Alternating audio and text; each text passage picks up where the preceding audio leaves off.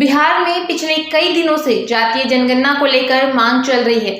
वहीं हाल ही में बिहार के मुख्यमंत्री ने इस पर बयान दिया था कि जब तक प्रधानमंत्री नरेंद्र मोदी इस विषय पर हामी नहीं भर देते तब तक हम कोई फैसला नहीं ले सकते। इस बात पर कई पार्टियों के बीच बिहार में बयानबाजी भी चल रही थी। नेता प्रतिपक्ष तेजस्वी यादव ने भी जातीय जनगणना की मांग कर कहा था कि जातीय जनगणना राज्य के विकास के लिए बहुत जरूरी है और जनगणना के बाद ही हम सभी जाति को बराबर का मौका दे सकते हैं। वहीं इस विषय पर केंद्र की मोदी सरकार पहले ही इनकार कर चुकी है, लेकिन लगातार उठ रहे जातीय जनगणना के मांगों को लेकर मुख्यमंत्री नीतीश कुमार ने नरेंद्र मोदी को एक पत्र लिखा था, जिसमें उन्होंने प्रधानमंत्री नरेंद्र मोदी से इस विषय पर चर्चा करने के लिए समय की मांग की थी। नतीजन प्रधानमंत्री ने मुख्यमंत्री को आज मिलने के लिए बुलाया है। आज जातीय जनगणना को लेकर मुख्यमंत्री नीतीश कुमार और नेता प्रतिपक्ष तेजस्वी यादव दोनों एक साथ प्रधानमंत्री से मिलने पहुंचे हैं। आपको बता दें कि जातीय जनगणना की मांग अक्सर वही नेता करते हैं जो ओबीसी से हो। दरअसल आजादी के बाद पहली बार 1951 में जनगणना हुई। तब से अब तक हुई सभी 7 जनगणनाओं में एससी और एसटी का जातिगत डेटा पब्लिश होता है, लेकिन बाकियों जाति का डेटा इस तरह पब्लिश नहीं किया जाता। इस तरह का डेटा नहीं होने के कारण देश की ओबीसी आबादी का ठीक ठाक अनुमान नहीं लगाया जा सकता है। वीपी सिंह सरकार ने जिस मंडल कमीशन की सिफारिशों को लागू कर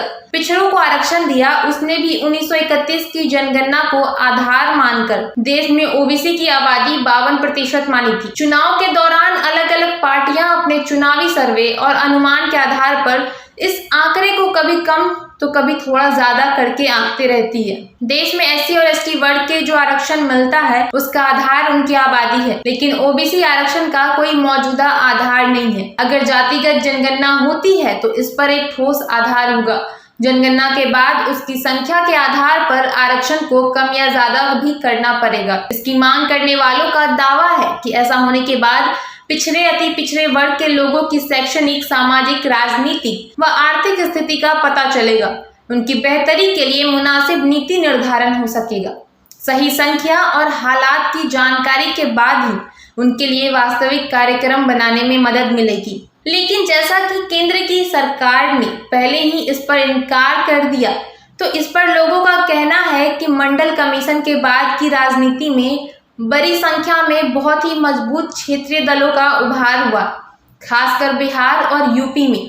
आरजेडी व जेडीयू ने बिहार में तो वहीं सपा ने उत्तर प्रदेश में ओबीसी के मसले को उठाया और ओबीसी वोटरों का जबरदस्त समर्थन पाने में सफल रहे। हकीकत में ओबीसी वोटर ही बड़ी संख्या में क्षेत्रीय दलों के प्रमुख समर्थक बन गए।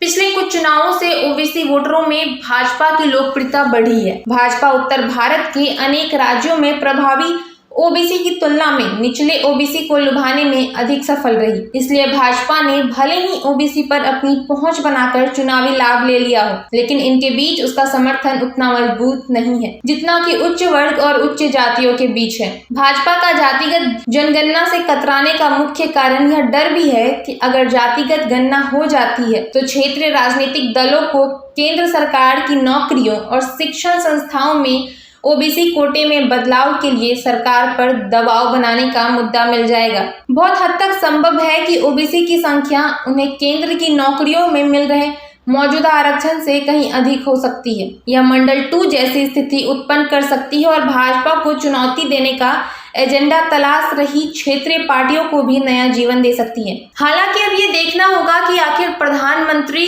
से इस मुलाकात के बाद क्या फैसला आता है और जातीय जनगणना को लेकर क्या क्या बदलाव नजर आएंगे।